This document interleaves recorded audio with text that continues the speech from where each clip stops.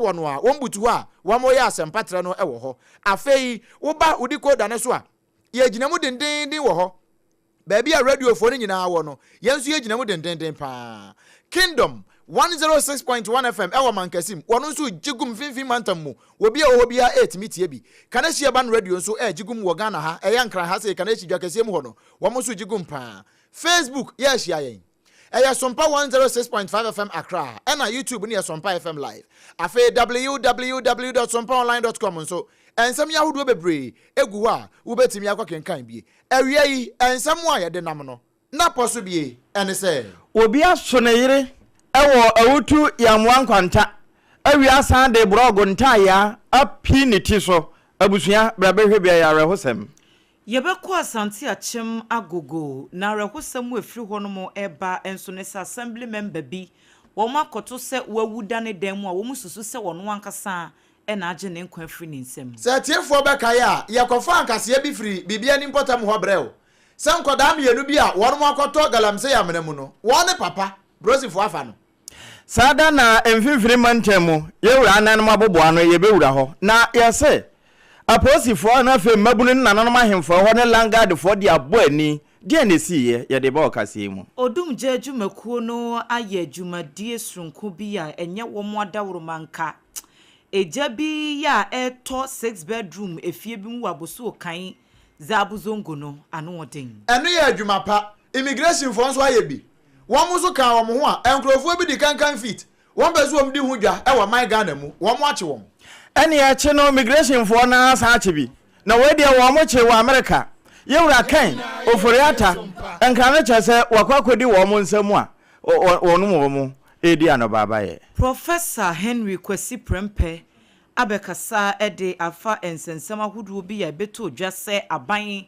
ese nyade a wo mo de white paper bia ebeba ede afa constitutional review committee wo madwuma no ho eno ena osoafo ohwensa ase ne fo magudi ensam so wo ka kire Ghana fo nyina se wo a wonnim na aban nsase titiri pa ne adwapade no wo de wo ho bekwa kwa wurawura mu abakwa akofa bie no ye kyewa danto ase ne ma wi ase nyina ne Ghana ka bom se de be na sika okọ ehu dwadie no ye betimi ehu bo ne ye ne mo yankonkoton nwie emeboka anes ne midwives a wo mo wo mai emu wo mo nkabom kuo wo mo ede wo mo nsa hyentiase apam bia se ne dwumakuo bi ye no eba beboa se de beye betimi ama pomde ho nsem wo mayi Ghana fo binum akwakoye dwuma ewa amanone na amanone ho no ye bekọ ho ne ye firi ho ba ne bi ne se ene se yaso era kana ofori atapa echi nyina no migration for wo mo US akotutuo ama maame bi atinananom wonse do na mpanimfo asase kasetia anuanom abete ye nka no na ye be kire nsemi ene afoforo bi eka ho mu e de ama wo ne ye me odoma nkoma chia me obrempon na kwaku ampoma mene triple A man ejapia APAM DADAA ene ye nuaba ADWOA ASARE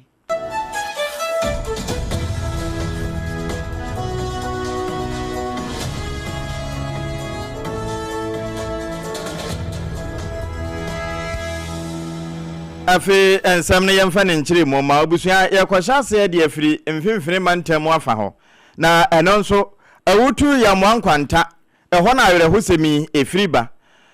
abamu abi akwakodi ayambra nsempa ewo mpotem ho wono kura salamen wokoyo chese wa mo oba na meda ne nche wono okwa akodo oba ne nchen okoe na nani abre nani ase hancho kokoduri ya no wo pese wo ho ana ababa wa ne se wo ma ne ho nti wo ma ne ho na me ho efe ko wie ya watwene so sekan odi awo bono ama otoye no anka won frɛ mpanimfo mponi ya meboa no eno nso wasade nta ya blog yi de wo mo de to dan ase de to foundation kese mudududu no de a picture de tiso nyina na sabira me kese enhira nka nyame sɛ police for service with integrity wono matimi anya ne pa achi aso a okukum wo bo amanhwemu mapa atimi aye adwuma na enkomo nyina no kwakwa de ma ene kopie so wo kohuni eba na sa na wo bo wura mpanimfo ho na nanom ekodi nkomo se enkomo a abani o na nana wate ekoba na sa no awutu ya mwankwanta ewo awutu senya abato mpahia no so wo mfimfini mantemu wo hena wo ho na achene ena eche se ane na safofo kura na bebo na mane ena ntentem wo moyo ya akobo aposifo amane ya wo munya ba mu ano pa echi so yi na ababa wa ne de wati na nanam won se do e na kwa akɔhye amukurabea no kure nra na dwo na masafofo no bɔ mamane sa asɛm a yɛsi ni tom bɔ mamade am si no mo yɛ fast no mo kɔ report to a police station no mo kɔ report to yɛ o kurobia na fa kɔ ma police kurobia fa kɔ fo no mo bai e ma mo ba sin no o ba ampa na guy bi wa ba ne girlfriend ho na kasakasa wo twitwa girl no rasande blog abɔ girl no so na wo kum girl no ti anadwo na mo peka mo be fa body no e kɔ police headquarters ti no kure na futu akra mama mrante maba wo ma ba no say ya mwankwanta yempe tutu asem ho yempe ohaw ya mwankwanta yekura ehodwo nti wo animu a odi mra be hye wo nsam ono ili nya asem ono ba nya asem no nyonko bi nya asem odi mra be hye wo nsam no de samasafofo no me soma wo ma munsa ka wo de a ye de ko ma police for na mra no anyway so obi ya wade na wo nti ase a brahimfie na be ba nanano amane ye be soma asafofo boys na ba kwa kofa ni paraba ye kana ye yi a na de ko police station nti no asem na mte enokre ona da ho no enya se bia nka wo pagyaboɔ no ne bɔɔ no so wei be mu an na yesa sister ya ne din a yedi nim no ene nti wo hena wo awutu ya mwankwanta ya wo no anso na ukɔ awutu traditional council ho a wo no an na ye agya hene nai achene echa mponkuma ene kasai yɛto nsɛm no so ɛwɔ arɛhosɛm emu na asante achem agogo ena ye pie yi apenti nyina se electoral area assembly member ya wo honom eye honorable Dixon Kwabena Osei ye kasei wo makohunu se owura no amu eda ono ankasa ne demu eno anadwo beye no nwotwe entamu na aprosifo kopie emu no eso no wo mususu se opanyin ankasa na de ade asane mene ya waje ne nkwa ade afri nsem na emom se ebi ede na ye assembly member ena honorable ankasa esi abrabo na fono no wonna ntoa so bie mu de ye kasei enya de se yenim enti emu no Agogo Presbyterian Hospital emukrabia eho ena womode akwakopie se de be ya wombe paapai na afi wo mahye adekropotin ya ekun honorable na wo manfo wo mpotam wo kire se wo mte asemi wo mu adwiri wo mu yie pa ya wo mde adesrede ato wo manfo anim se adaworo ma wo bia emma na koma emra fom se aprosifo ye nhwehwemu e wo sare hosemi so ye kwa homa no so na ye ne Prince Kwaku Ba akwakotwe nkomo na amanebo no nkyeremu nyina no wode abrayen Prince wotemenka ye mo ha emo akwa baba sompa so SOMPA FM. Hello Prince Miriam Amesonka akwa ba edeba santi akem agogo na arahusemi ya asie yi eba ne sen mati bibi de afanwe free saprosifo ebefa mu no enra najo yantia SOMPA tiefo na mahefo nyina ahwia yi efema santi akem north municipal anasa santi akem agogo so bi ka kan no enra and be no working area mo no training fa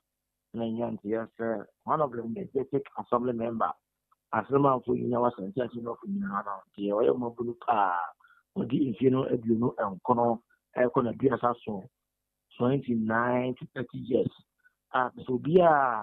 ebuna mrane fananya fe honorable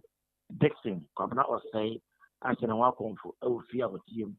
ya bia na se no kre anya no kre dia ni coach amanse kopie mo e wo ho ampa yako ene se ablanti a no se fini mo so e de electric iron yi ahmani bi e dia facility fire planning to akahu kungo a e de asene kon a sensitive busiasie and tetre master bi ni na twa a wato na no e won yedo ntiampa mamua e gina ho central go gina ho ma police force by the first one na ya muno ade ko e 90 mu na se dipa the to aba ade man 2 years ago man for gina mo ye adwuma ade man no abranche na to na no mo se do a se asu se we can bunkun so we can be fast so we can echo ye odi bi ya no bi tinya tere na ye dia no ya so to from na fufu ni bi tere say 1st of January ya free IEC mu ye bi si another you know honorable Dixon akwa na mo nse do I can pass me on here that be here that season so only being come or the sa to see na what one na mo nse bi enti mi aba obi sai na no class asala ma ya wa pete gina se electoral area was a judging agoko. After none one said, was an half on for a bit in a political engineer and my copper be the almost what. Here, train police organizer asu. Then see pa Lancia, what the inferior you know, Conoco Diasa. I can walk on for one to fear our team. Yo, Prince Yansha dear, Honorable Dixon, ni sune ne buying, saying the or see, say be away, nipa be on you be, was someone na bibi because in tia mammy be sauce, and say, and then from yatsi be a say, as a sick a crabia, a dat, and persona so horna, and crofobia pesa woman dane, edema investor, been one with dear filling station near dear. A chin woman for better net in a woman's sasa honorable affair chile. Akwa jisi kebi we yin ho anu a o manfo no se da onim hu bi enti asa ono abo aye frustrated wo bia nyini ni unso obi wo ho so a enye obi a na wakoma wotimi edeje sa ne ma na nam so ama ono abo se da bi ene wo de beba wieye bibi sa moti bibi sa ya ba se de di kan na isu atibi asase ba ku bi na da asante atima wo bi pe so de be police station na oni ase do di kan said you know, said the Odi Cancano, yes, I know, as I said, the now, yet, only been a boss here, and now will be having in the project, and now will be an event of the party, and now on what is the extra area now? Maybe $100, you know, but my sister, the Odi came, but I never said the 1st of January, and for 4 or 190. And so no more a diagro, etc. A movie because you want the 1st of January in the Yano. Okay, so almost among any area and as upon next year. When you for state system, we have money, mano. Now we have money as a mano. Now the Omaya money be out of one. Now, on our distance, you will be a whole different kind of send us here. And you'll be out having, say, microphones on a movie. And go a tram on a movie, 7 times on a movie. I who now to honorable responsible person. The idea, you know, where we tertiary at the age of 29 years. Obama was US, New York, US, or not one at the end. Say, I didn't want to have it yet. A more of them, doing us and kind of. Okay, Prince Yejawa Muakono, and ye be honorable, or war yere any mebiana. We can carry on about the moment about it here. Okay. Yeah, about small and wanted more banning to me in Sian Airport and so for what through airport in Sian and I said, and soon. Oh. Prince, where dear Ayara was a me and I was say any in Chimwa what they are braying. Ebusian for Prince Kwakuba, Ayamani Buni, ya. Near Koso, Ewo, Asante Achimagogo, Apenti, Ninase, lecturer area, Honorable Dixon, Kwabna, or say, ya, or man for Kotu, say, we would ne demo and ranajo. Oba ye Facebook page, no so I the video not to ho, wabra muko honorable fee, who said, ye no man for, woman yam sifa show money, who a boy, woman said, ye near Messifa Queno, honorable, and who is a woman kukrunwa, one more edino air to. Kamu ede no akono nti akwakoya rehosem sede reporter no ede ba ye ne se ono abo ba wone ne tekora no oba na fafuru be bosomi nsia ko enso a ono abo ewu ede eje ababa wana akwakoya rehosem pa wei efri Asante Achem agogo eno ena papa na kan se man resembles nothing chese nipa nsa hwe na wo arehosem kro ye etiefo beka ya na no brada no ene ye de kase bibire wo efri eye bibiani emfinfin ho se emerante kwa mienu baako din di Enoch Japan wanya mfinsia no du nwotwe ena baako de Donko Junior wono nso nya mfinsia du nkron wo mo nenam subiri so mfinfin ho ewo Western North Mansin no mu mantam no mu ho no a na no mo so mo kwa kopa bibia bedi ewo Old PT bi ajamanfo adidi mu a no mo adibro nya wie sika na santi na mo kwa kopa kakra de abeye 1212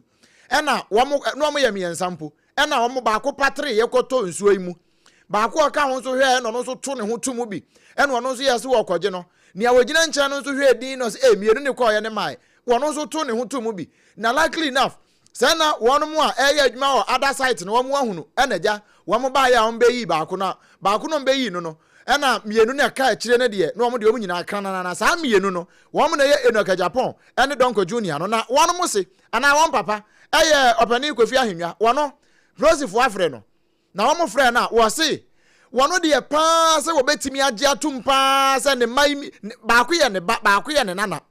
sɛ wɔn mienu pa hwere wɔn nkwa ɛwɔ galamsey amana ho pa de wagye tum saa pa enye yie ɛno nti Rosefo nya hwehwɛmu na ɛba ne saa no yɛma ne boni ba abɛdu wɔn no de ama ne boni edi kan bra yɛn wɔntena so wɔn yɛ wura Kofi Ahennwa bɔ nkɔmɔ Kofi Ahennwa kyerɛ nsɛm mu sei nti me ba me store me do store na sɛ ɛdɔm ɛwɔ me store ne fie no mu hɔ nkwa me ne ma no no bisa na mo se me ba ina na ba so kɔmɔ bi hɛ pensa me mati atam in fact na me hu ne me nyɛ me nti e ma me rashe e ko fie ho nti so mo sɛ o mo wɔ ne fa no so o mo do mo kɔ so me cheze ko ma ana me ko hu sɛ e no kwese ni ni na yɛ de afim a o mo do mo agu o mo chi mo ko hɛ yɛ na me san ba police station e ko report nti ko subi e ko yɛ keys when the first say na yɛ mla ba bi ne heto na yɛ ba mo etro mo no ase mo yɛ sa de ase e ko yɛ mla na no ko yɛ sa wei ɛyɛ wura Kofi Ahennwa na wɔtrɛ sɛ saa deɛ wei paa deɛ wagye tum pa enye yie nanso kramoda akana wo se abasa amane boyi yɛma ne boni ba ɔbɛdu ɛna ɔkɔkyekyere ne nyinaa toma ne yɛn ɛwɔ nkran abusua ne hyɛden na wɔn mu afiri mu nso nyame mfa wɔn mo kra ensie yie me kɔ mfimfini mantam mu no kwakwa de ma aboboa no hɔ no menya mfiri hɔ sesi a me ne wo kasa deɛ gomoa hɔ ɛna megyina na ɛno nso de afiri wɔ ba ne sɛ na wɔn mo yɛ fanfe o ɛwɔ gomoa wasa ɛkɔ wie yɛ no sɛdeɛ nkanana no matutu agu so mmabunu gye wɔn mani ne ebedi asa di asa no sɛ wɔn mo a ɛyɛ paratifo ne karatifo no wɔn mo firi hi o ɛna wɔn bɛto hyɛ wɔn so na nso ne nyinaa no mpanimfo akyɛ sɛ oba awutu ɛne na afa hɔ anakɔ gomoa ɛne na wasa hɔ de a ɛnsase ho ma nsɔtwe no ɛwɔ mpɔtam hɔ paa ɛkɔ wie no ɔbaatan a wɔwɔ gomoa wasa na naadwa nkum wɔne kwakwa de ma edi nkɔmɔ ɛkyerɛ de esi yɛ pɔtɛn eza na yehuda nkɔfo moto baasa nkɔfo tretre no kɔtito mu a wɔba no driver sɛ ɔka wa wɔyɛ 9 me no 9 sɛ bra yɛ duru ha na ayɛ akasakasa wɔasam yi de na na tɛ na ɔsoma wɔn de wɔmoku de asɛn a ɔyɛ na na ɔkyan wɔmoku no da wɔyɛ police mpanyinfo ne de kɔyɛ abrɛnte na ɔde ya no fa do yɛmpɛ ɔrobɔ kuro no so ntedam Jamibri na no bobo kro ya jintu nso konya ya de ba fa don ya de ba fa don nso police fo no wo mo an oba tampa na naadwa nkum na kasa yi na wie na mahemfo bi e ka ho nso amana nso na wo mo kyese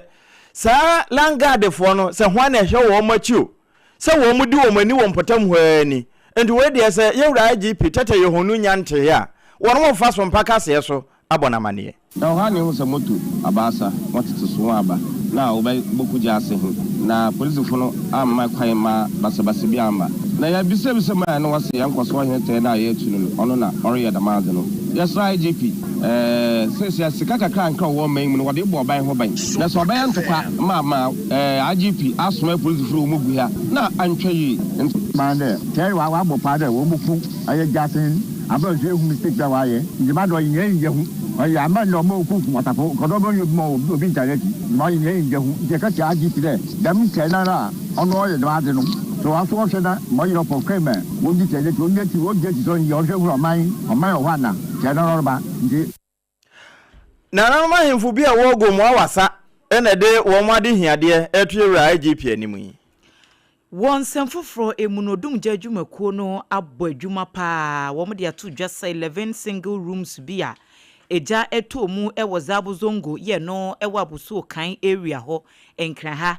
enye odum jadwumakuo ne duru ho no mtemanka ebia arehosem no kra no be den achen de yehunu na wo manfo ya wo mote empotemo echese obi anim de ba yo eno anse eja no explode saa na wo mo ye ya no wo mo ewo so fire service fo huma mu se de asienie wo mo se sa wo makutrument ne ade ene ezabozongo ho wo mbedu ho wonsom ena wo mu etimi edum gye na wo mu se japade ahodo bebre no na ahye nanso wo mu ekire mu se nipa binom a ete ho se adwuma odum gye adwuma ku ne ye no de wo mo se ebo ma baso na wo mu a na wo mu ti efie ho no mu bi ene nsɛmtwofo kasai Ijari ni na me ka kire ni se nwura dem no fa idroma to nwura na wo ka kire mi se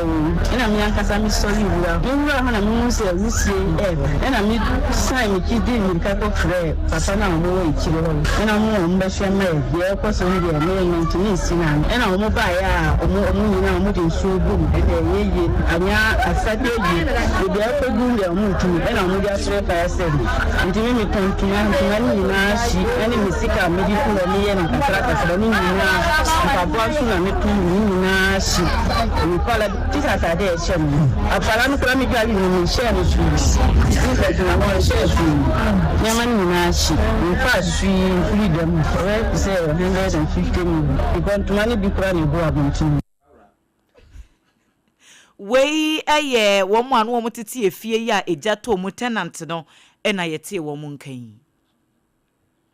na wonsam foforo mu no na nka ya 1 and 2 nanso ni nyina tete afa so yemfa ni nkyere mu e wonsam foforo mu na yemfa ne aka ento aso e wa ha immigration service wonu mu na ya ka say wo mo kire say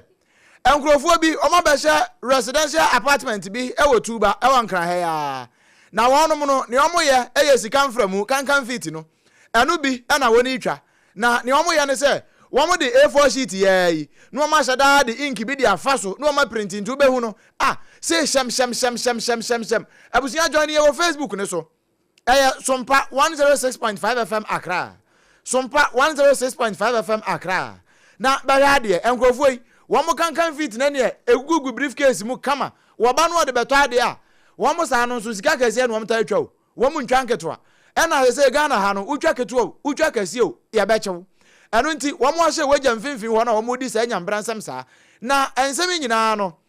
DCI1 where Deputy Commissioner of Immigration Maud Amina Kwenu wono no de nsem we nyina ba bonte no chese no kure na ye intelligence led operation and wono kwaye wo ho na wo mo hwehwe nipa bi a wo mo hya daade nkrofo afri wo mama so ebo my Ghana mu be ye nkrutu dwuma ena manfo bi kire se fie bi e wa ha se no so no enipa bi wo sa no me mako du baako 11 wo mo nyina wo mo nya Ghana fo mpo eno krampo de nke be fa no 14 se wo mo nyina ya nkrofo so sa ena ma bedu my Ghana mu na wo mo kwache wo mo no wo mo nya laptops enya baako bebre afa routers ni ye de ye internet ayi ni bie no bo se eboda ho na internet wo mo de cable ahyehyem na wo mo de connect ama laptop yi no wo mo de ye no wo mo de be ye afa mobile phones eno wo man to din eno de ebro ka tia ho nwi eno wo mo jeje ye afei fake Miami of Donald Trump dollar eno wo mo twa ne bebre ena ekitakita won wo eno so wo mo je ye afei tabletop printers tese printer nketwa no a ye de sisi tables na laptop ne sin chen no eno ye je ye afei photocopy machine eno na wo mo print wi a no wo mo san de ase photocopy machine no wo mo twa wo mo print bi ka ho wo mo ye ne photocopy saa ni nyina wa mo je ye eno ena mpani kire say Comptroller General order immigration and afei management of service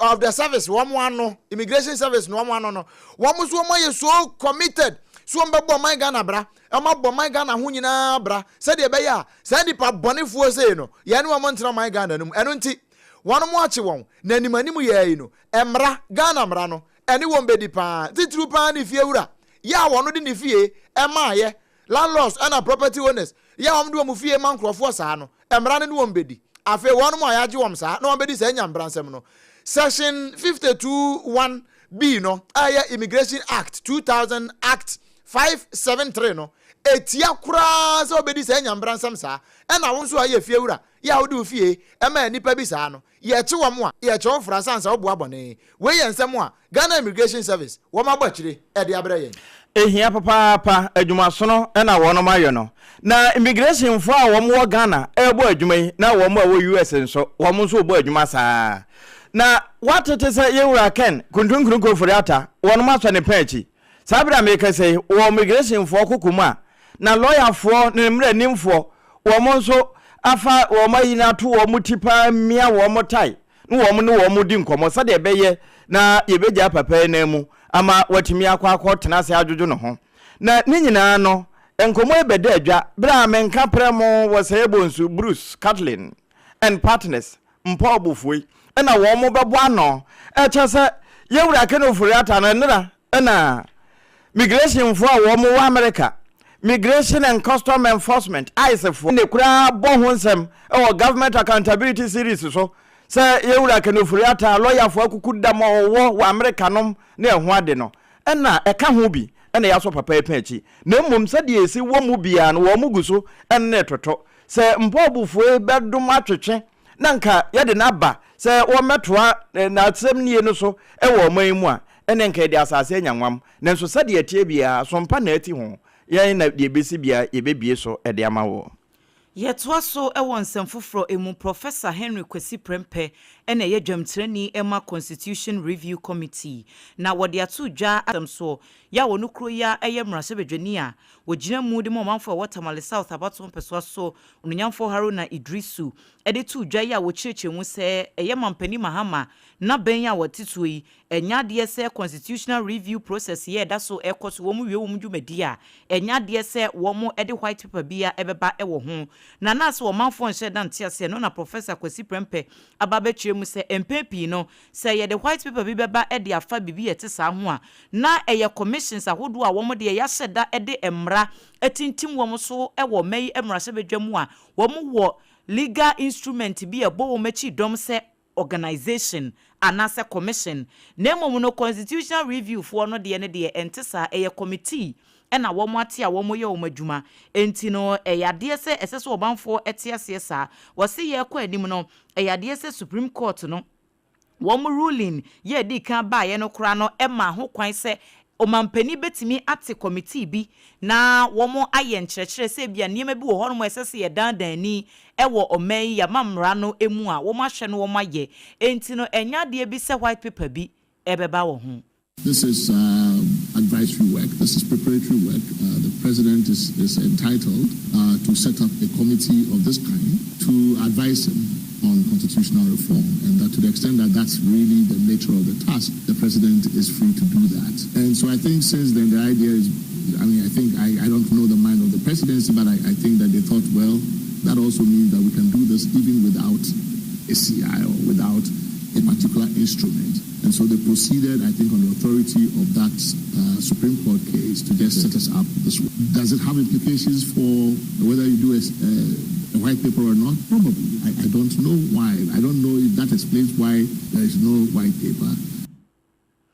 Professor Henry Kwesi Prempe wonu na yedwamtrani ema Constitution Review Committee. Na ye to ansem ne so ne akwa akopie mu ewo osoafo a ohwe Ghana ensase ene afuma gudi ensam so no ono kro yayi wo hwe akire se soafo a wo hwe yampata mu ensam so onamnyamfo Emmanuel ama Kofibua elembele mlahye bedwani wono na kache ne yigina na waba nan e de akọ Ghana Atomic Energy wono makache wo hwe wo monsase wo mo hia so nyina ahwe ba bia enhano ano ba bia ntome bia si sane be yobetimi abọ ho ban ye e de ama won eno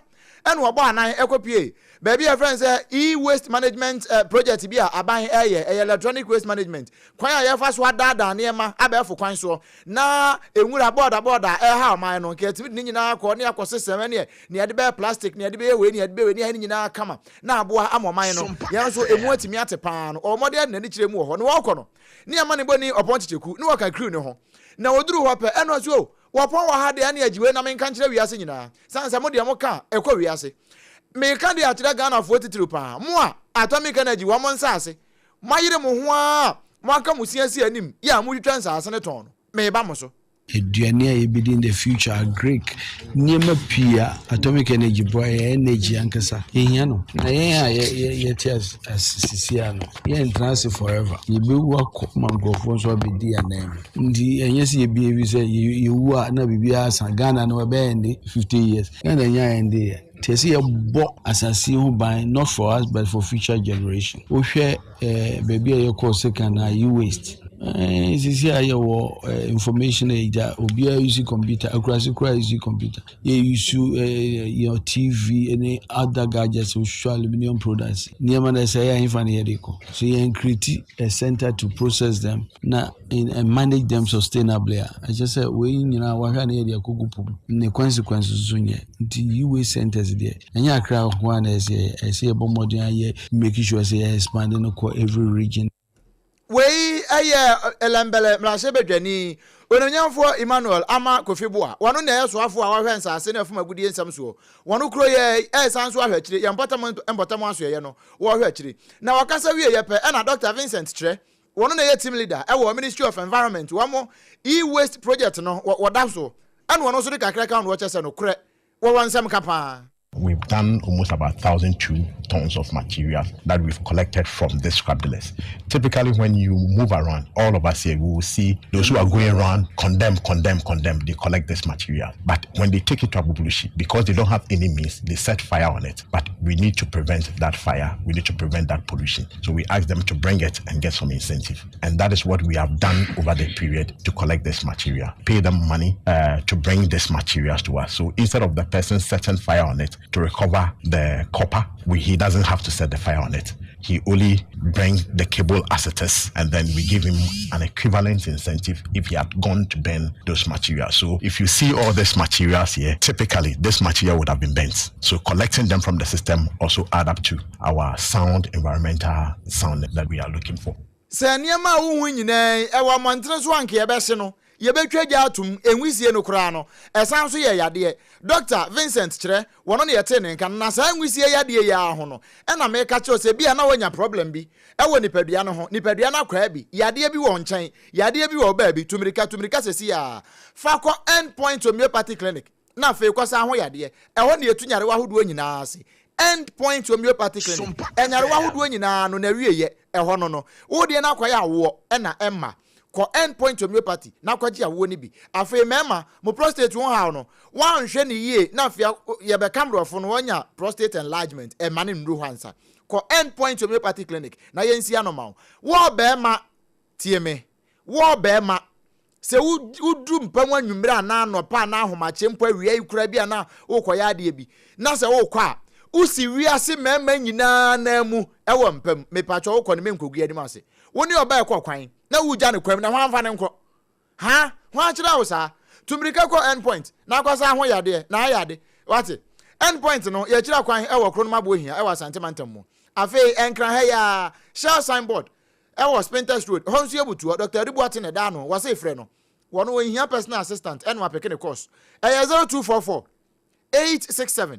068 and afi 0274 234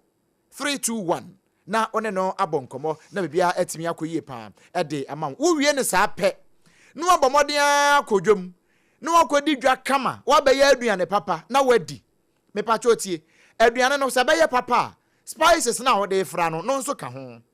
enei amanfo bi akosesa nkoso bi abegu ho eno na se oni Dr. Tedros mo bonkomo a won be ka che se titiri kura ne mema eya mamu ndi sa nkoso no sanse mu didi pe no na mamu kidneys ene mo lungs no ni nyina na problem abam na fe be wiase no na wo de be hwe mu na be ma wabu 69 meanwhile say u twa 6 o'clock o say 12 o'clock na wo twa si so na ye correct wo de ende da bi wabu 69 me pa chopa ko ukosa no a eya pe onga ni apromasido of what aba no FDA fo agya atum se no de problem bi ani hu eno nkwada nyina atimidi tutimi soma akwada wonkoto spices emero na fa ya aduane a o se wo pe onga mama's helping hand ene na boa maamefo wo gyade wo mo aka de nyina mbese no wo mo maye ni aduane no onga eno ne papa no enya na ewo dwom ba bia okope o se me pe onga ni ya na sompafo eka ho asem no eno na mepe bie na bibia atumi akoye di ama na wo ya aduane wi ya no munsupa ensu a wo benom no eye kasa natural mineral water se wunya kasa natural mineral water na wonom a eye ahoden ensu a nkomi nim ensu a haw bia ni akiri ensu a wonom a wutimi sampa aboju nsu pa eno na wanom dwumadie bia wudi ya ope ensu papa e wa ase na wo de ase amanfo wo a wonam na wo pe ensu papa anom na wanya ahoden wo nsu mu no eye kasa natural mineral water eno na me kanfo di ama wo pebito enya na ewo babia wo a wo pedodo anu atu ato ne number si 0206 469 430 0206 469 430 and answer 0303 965 780 na oni yen abo enkomo yeto kase ne so yeto aso ama wo no abusua yena na oponchecheku enenam na elembele mra se bedwani yewe Emmanuel Amakofibua wo mo nsemu amu enamiwura sesei wo mai Ghana ene se nya gold board no we asi nyina so sikawoko eho cancer wono mo nso abamu bi wone Ghana fo aka wo mo ntama banchire mu se ntampe homa wo beboa ma sikawoko no se de ebesi atunuo kwampapa so na ebetimi adanda so atonya esomfa so eba ne sa na chese kwambone so efre ni illegal mining galamse no ende wo mu twa ba e de ahwe no na bra wo mu na ma na oponchecheku eka ho no emu na wono mo de kire se responsible cooperative mining and skill development program the friend is comes wo mani abre papa se wo betimi atwa ba e de ahwe saa hawi ano yewra Emmanuel Amakofibua wono na wodi we nyina anim na won che se de akura no the friend is artisanal and small scale mining ASM wo mo se ye ni abra wo mo boa e de nkyerɛkyerɛ mapa ama wo mo a etu fo magudie se wo betu no kwampapa so enu achi nso no wo betimi atwa abade ahwe kwambone de ne so na yasase ne yetimi abɔ ho ban ensuwa ne kwaye ne nso yenye so emfa so na no na pani a wotua no e wiase nyina de ne David Tate ba chese won de wo hwasa de responsible cooperative mining won mo nso sayete a etese de wotwa fufu amana to nkwan mu eno wo mo de no esi ani pepepepepe ni sa hunti yemfa kwampapa no so na yenyo na adoma boa ama enhyehyɛ papa a wosika okɔ ni tuo mu na emfa haw bia mra manma ene wonu ma ye ho adwuma no yetimi edi so na yedi ho emfa so no nso akyɛ Ghana registered nurses and midwives womo enkabumuku womo de womo nsa akɔhye entiase apam foforo bi ase ya womo ni true merit adwumakuo no na aka abomu sɛde be ya won betimi aboa emu adwumayefo ene amanoni akwantu okura na anesifo bi akwakwaye adwuma wo ho a ebetimi aboa na entiase apam ya womo de womo nsa ahyase adwumadie no kɔso ɛwɔ GRNMA for woman national headquarters ya ewo hyiashi enkran mpinfo ahodo bebre ene kopie mu ewo dwumadie no ase owura yire perpetual for Riampofo ya wono eye presidenta woda eko na no wo hobi national executive committee ena fe panyini pa woda true merit edwumekuo no so ano Dr. Peter Preziosi wo nyina no wo wo dwumadie no ase wo hwe Facebook page no so a emfonyin no ene yedi egu ho na saa partnership ya wo mo ayeyi wo mo kyerɛ sɛ true merit edwumekuo no ebeboa midwives ne anesifo yi na ya ma wo mo entity sonko ne certificate bi kura na yede bema wo mo a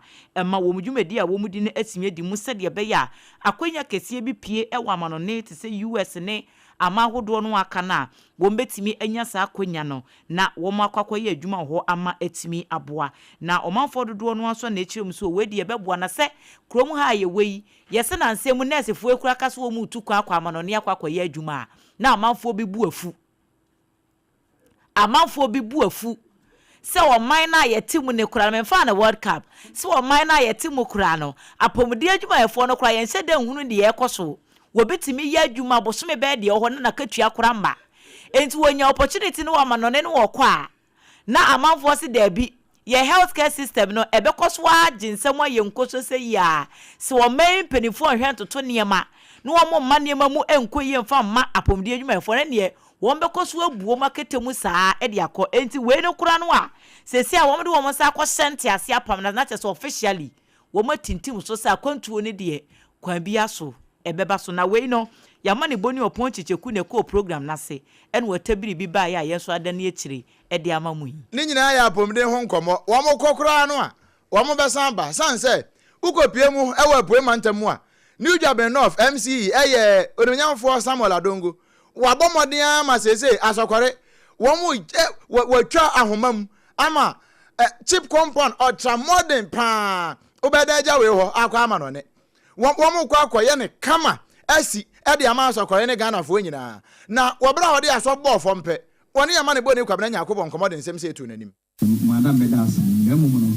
dwumadi se de telefoni kaka no fata no eyobi a no ho hare na yen kan sa akeke yen so begina ne so efida obehya ase me dem mitima nta ase ya na dwina ma begina mo so be yi ka boso nyensa na no wi na yemri ano ntem na ho ran paso ana se de most president so pan no wei ononyamfo Isaac Adongo wano ana woye MC ewo New Job North na wakasa wie yepe ana nana odame ayeboafo woye mawero hene ewo asokore wano so kakaka no je aban nyame nhirawo onipa apomode ejia awa anabra bomu pa wo aban adiso adihu ne sise epe mu no ene na assembly no so New Job North wo mo sise mu ama asko man yenso ya pata ya sebi wo ndi aka wo mo sise ho ama ne no yebisi apomode aseye ahadia ene na asko man ka se guri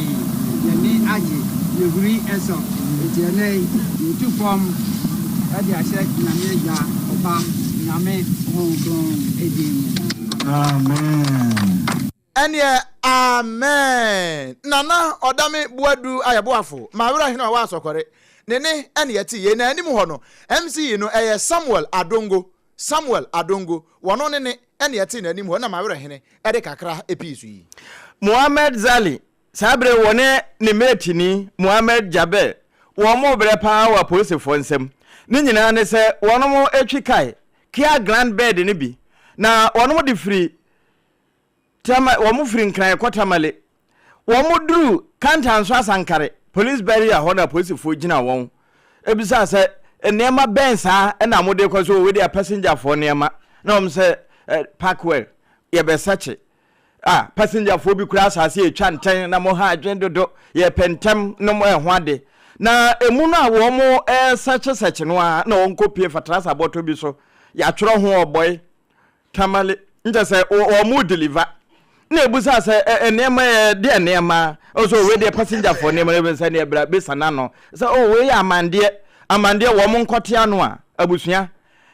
cartridge me kire emoba ene bibi di abofo wo mo de kwa highway bi ya wo mo nya to baako aboa ne nam hemfa akora etimi epete nkoka no no eno bi na wo mo aboa no de kro na wo mo kenkan no kora no ne dodo se tie ne emu dududu wo mo de kwa mo se amande wo mo se yemfa nkom ma wo boy ne ye se wo boy no emu de wo hen wo boy nye dini enti wo mo nkoka police fo ho kuku no won kyerɛkyerɛ nsɛm ye ehunu ba bi kura potia ne ma ne fi ne bia ekɔ enti sabra make say de wo maso wo mpachi a wo no wa police fo kuku etimi aye adwuma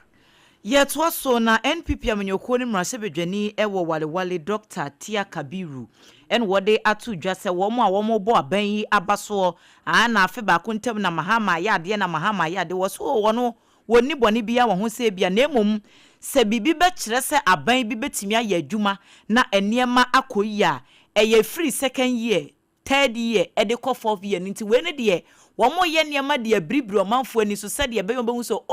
mahama betimi aye na emom yen hwe de beto aso no. The economy has achieved some successes. To that extent, you will give credit to the managers of the economy. But is it novel? Is it unique? Is it the case that is never done in any first term of government? The answer is no. So for me, is the journey would have is what we are going to consider. Because in 2017, we had similar euphoria around the first budget. We had growth that was far in excess of what we are experiencing now. We have primary balance surplus, all the positive indicator program. So for me, once we give credit, let us not create the sense that this is the first time in a government's first year in office that we are having this kind of results. As a matter of fact, the euphoria around the 2017 budget and the outcome of that budget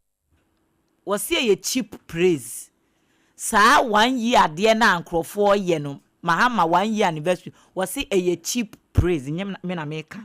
NPP amanyoko no MP walewale Dr. Tia Kabiru ene yete ne nkan na droba fo a wo mo kumase na wo mo twishan no ekọ kumase bibia ne kwan so no wo mo GPRT fo panimpa oda ho ano no aye kwadwaje se Christmas wo mo ji wo mani pa o se man for guys wo mo ji wo mani na sesi ya ase di bronya na wie no ena ne mamu atene kaka no wo mo kra no ebra Christmas na manfo bebo pay so wo ho no nya de ho mo to wo mo fa anum enipa begu ho pa na kan ho ayeden nanso wan Ghana peso ampo nya de ho de to hyen so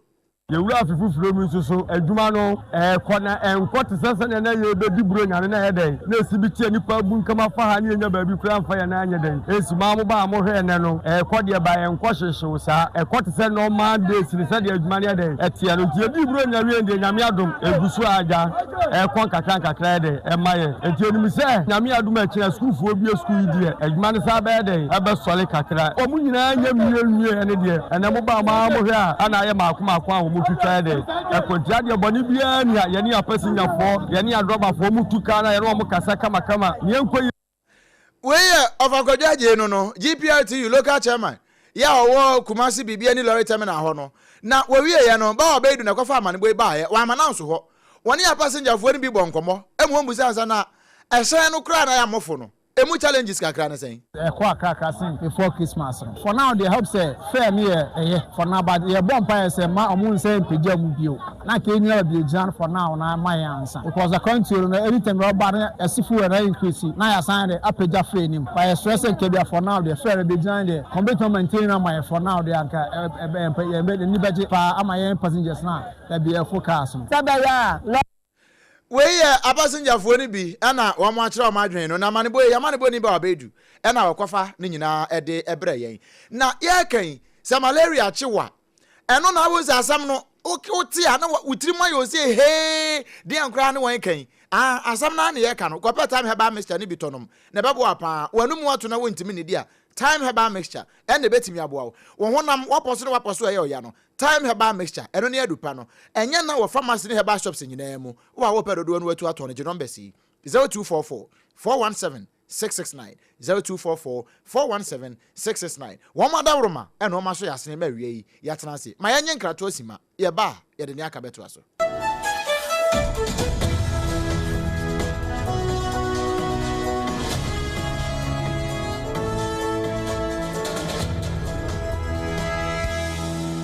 Point homeopathy clinic Ghana had the obi anim sesa ye prostate na baby omutimi ye screening ema hu ni ye etu ase a na ye endpoint homeopathy clinic anase ye kidney ye liver problem wo fa baby na adjojo na de fa ne premature ejaculation no a ba ma bi a wo ne wodofo akwakwahia asa wo di ne ho agro asa wo to ntai ene ye bra endpoint homeopathy clinic na ye moa wo ema ne mema mo pa wo ye endpoint homeopathy clinic wo mo dem fua yare bia infections bi ne wo ho anase bia wo hwa wo fa baby na adwojo kidney problem prostate de endpoint homeopathy clinic kuma se ubehu endpoint homeopathy clinic wo kronoma bohia na akra hanso so de wo mu ginamu ankasa wo spintex bebre friend share signboard no huduro na ubusasa wo pe endpoint homeopathy clinic obia ebekiro for endpoint wo 0244 867068 and 0274234321 endpoint homeopathy sheya me ka se yi ba kun ani wayi mi ensen bra sanya time eba mesha esia jimi ni mi fie fo enya dia baako ebeso yen we dia udi se ofa ni nyina time eba mesha me ka se mi di one dance ya heaven ene de mekwa akopie enti se malaria we draw ne time eba mesha enye enunku o die nanum ato a wontimi ani die no time eba mesha duro no ene ye ma o oba a wafa afuro die wo ma akwada anofo ene akwada woni mfie dumienu entimi num aduro yi bi se obeto aduro yi bi anoma hwe se wakɔ hospital anase lab ame yehu se wo atridie malaria ibi ansa se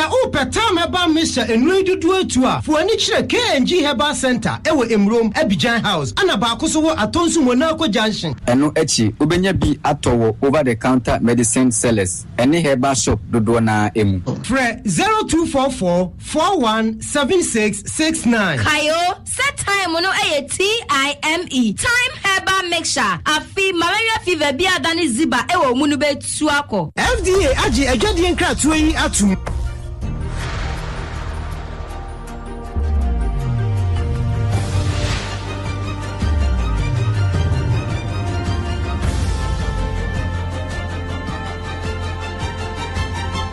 SOMPA TV Emma Akatuapa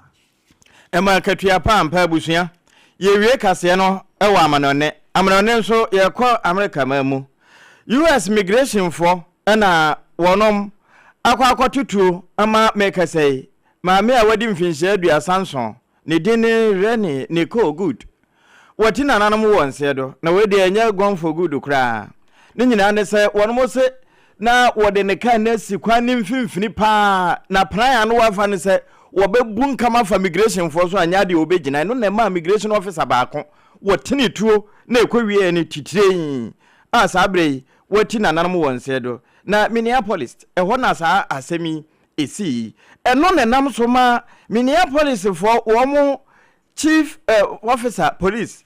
do ne se Brian O'Hara wakasa wo ho. This morning, Minneapolis police officers received a report of federal law enforcement being involved in a deadly force incident. Preliminary information that we have indicates that this woman was in her vehicle and was blocking the roadway on Portland Avenue, midway between 33rd Street and 34th Street in the city. At some point, a federal law enforcement officer approached her on foot and the vehicle began to drive off. At least 2 shots were fired. The vehicle then crashed on the side of the roadway. Asam no na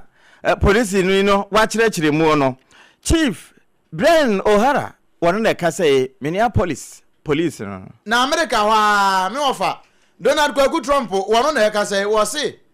woni Colombia mampani wono ba behia eye Gustavo Petro na wono madi nkita ho pa na san nkita ho na womo yeso mba bedi no eye ementime ho ase bia ewo sa man ni mienu ntam ya wono ebeso o motrans na nkomudi ho nkomo aye back and forth sa eno na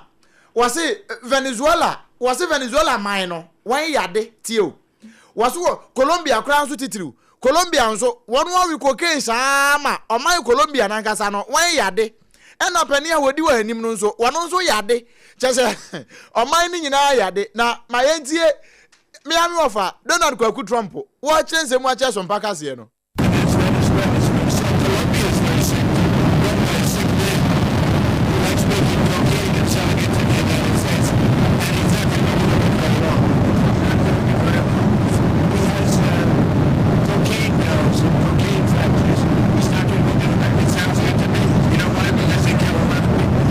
aha abusia se oti so dede na wa chire no a Miami ofa Donald Kwaku Trump na we no na wote ni bo hanum edu brekase pa na wa America na etuma edema mpani tu kwan no enum na no wote na wode nani abete window num sei ana wone ye di nkomo wose won si fom kra wo wie ye pe na Colombia mampani Gustavo Petro wono so de kakra to so na se nzemhunu me no Trump nzemhunu me no kana sa ose Trump no wakasa wobreko a sebio wonwene ho wakasa wobreko a sebe wonim nimde wone kasa a wo kasa ho tinu anze wo toto nsem mane saa eno ye Gustavo Petro ne nsem a wono so de ababonte reply ya wode ama Trump no wi abusia we so ne yegyina na ye de kase no ne nyina bu ne ko bu se pen de ama wo ensem a de som wo no na poso bie ene se yewura kanoforiata migration fa wo mu America waso ne penchi Assembly member yo wo Asante Achema Gogo apenti nyina se electoral area wo makohunu na mu ewo ne dem eno na migration for se nkrofo bi twa kankan fit wo Ghana ha woni achi won na nsem na hodo bebre e kan we dum ho ene twagu ye e wo SOMPA 106.5 FM Accra ene ya affiliate nkrobata ne nyina so wi ase ne Ghana ha nyina ma wonya bi etie ye akenkan fo no eye miensa obrempon na odema nkoma chiame Kwaku ampoma meni minuanom triple man ejapia APAM DADAA ana afi ADWOA ASARE adamu nyina se amamumu aniti